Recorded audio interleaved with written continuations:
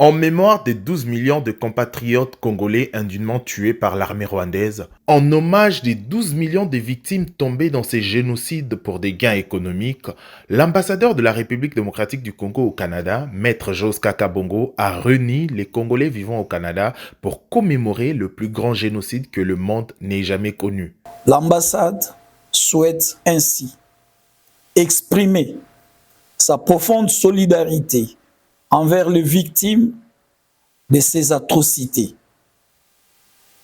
Cette journée est un moment pour se souvenir des souffrances endurées par tant de nos compatriotes et pour réaffirmer notre engagement en faveur de la paix, la justice et de la réconciliation nationale.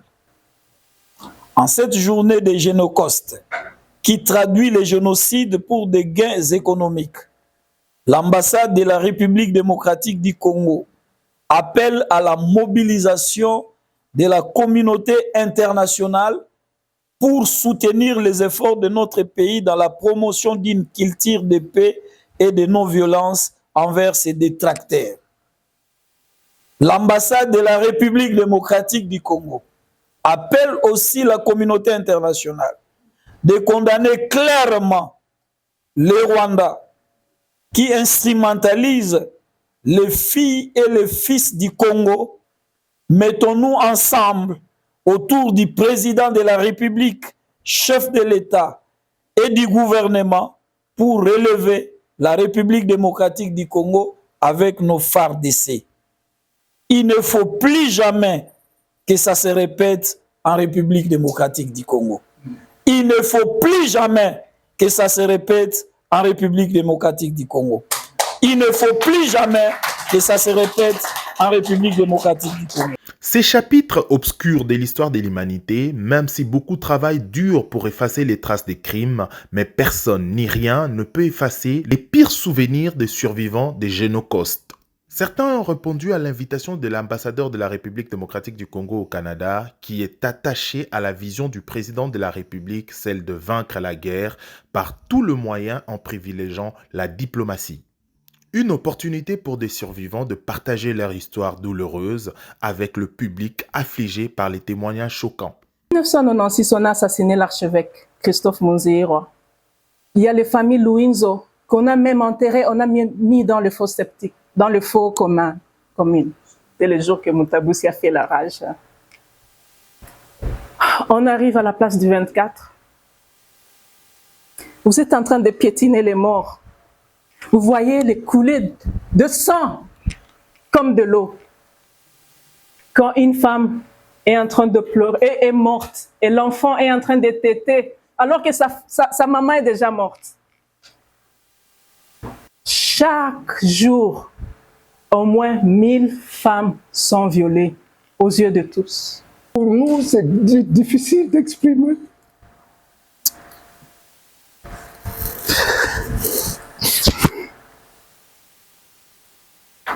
Un jeune homme de 17 ans,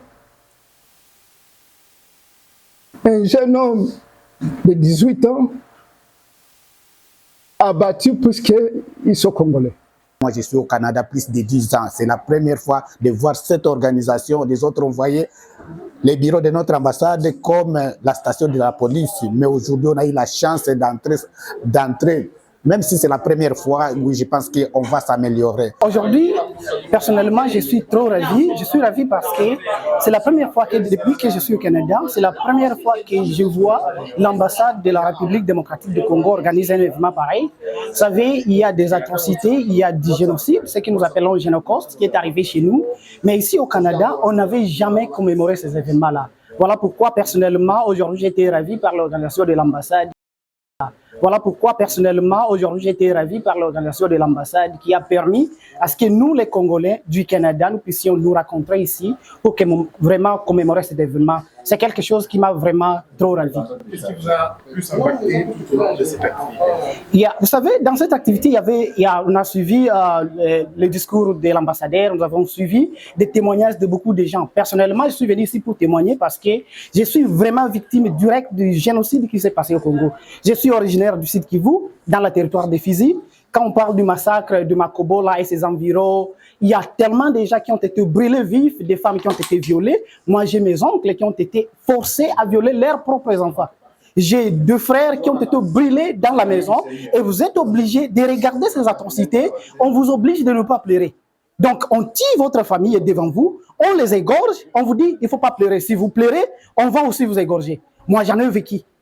Voilà pourquoi, des fois, quand je parle avec émotion parce que c'est quelque chose qui m'est arrivé personnellement. J'ai vécu des choses comme ça, j'étais encore enfant. Ce sont des choses que je vis et je vis. Voilà, les gens peuvent dire que, bon, pourquoi tu parles avec émotion? Je parle avec émotion parce que je suis vraiment touché, j'ai été affecté et je suis affecté. Et toute ma vie a été affectée avec ce génocide qui s'est passé chez nous. Je parlais de l'histoire de Makobola et ses environs. Beaucoup de gens ont été brûlés vifs, des femmes ont été violées, des enfants ont été mutilés. On a pilé des enfants.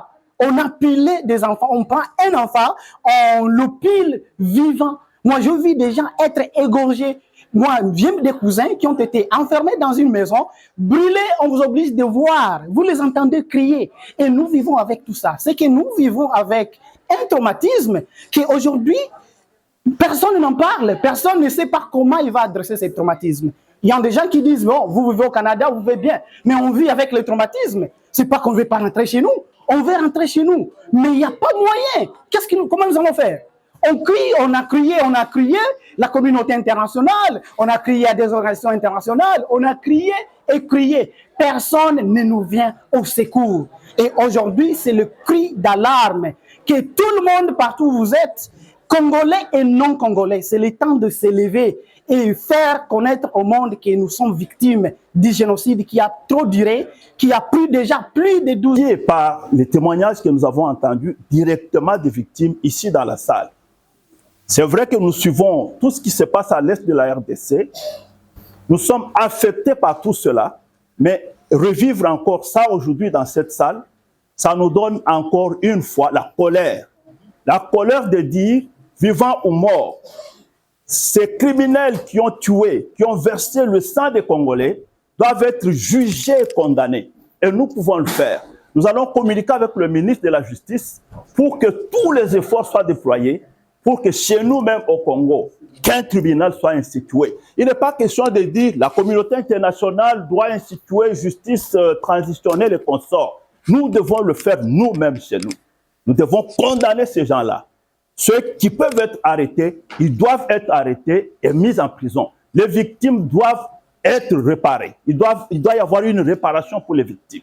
Mais les criminels, on doit les poursuivre, qu'ils soient vivants ou qu'ils soient morts. Je soutiens cette motion-là et son Excellence qui est avec nous, je salue son leadership. Il fait un travail louable. Et comme toujours, derrière un homme fort, il y a une femme forte. Nous oublions toujours de saluer les efforts de Mme Joska, qui est toujours présente. À chaque manifestation, elle est là. À chaque fois qu'on parle du Congo, elle est toujours là. Je vous demande de l'acclamer, s'il vous plaît. Je tiens vraiment à saluer le leadership de l'ambassadeur Joska, qui est toujours proche de son peuple, qui collabore avec les leaders de la communauté, qui est toujours avec son peuple ici au Canada, qui est toujours là. Là, on a besoin de lui. Il y a eu des deuils dans la communauté. On a vu ses interventions. À chaque fois qu'il y a une activité importante, il sollicite et il nous appelle. Nous qui sommes ici dans la salle aujourd'hui, nous sommes l'échantillon, nous représentons le peuple congolais. Je tiens à souligner un mot de solidarité avec les victimes de la guerre d'agression à l'Est. Et je tiens aussi à souligner notre soutien ici au Canada, notre soutien au FARDC. Comme le pasteur l'a dit, si Dieu est pour nous, et le révérend l'a dit, si Dieu est pour nous, qui peut être contre nous? Et Dieu est appelé l'Éternel des armées. Le chef de l'armée numéro 1, c'est Dieu notre Père. C'est lui l'Éternel des armées.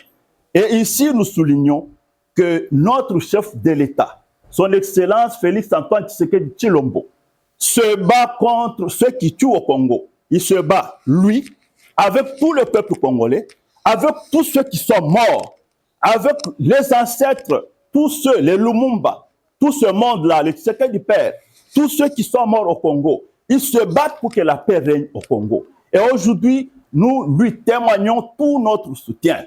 Nous témoignons tout notre soutien aux forces armées congolaises. Et comme notre ami l'a dit, nous sommes convaincus que cette guerre-là, nous l'avons gagnée. Nous l'avons gagnée. Tous les signaux indiquent que le peuple congolais a gagné cette guerre-là. Ce n'est qu'une question de temps. La guerre ne se gagne pas physiquement. Elle se gagne d'abord spirituellement. Elle se gagne par la foi. Et nous croyons, comme notre ami l'a dit, que la guerre-là, nous l'avons déjà gagnée. C'est une question seulement de temps. Merci donc, Son Excellence. Merci pour cette opportunité. Merci.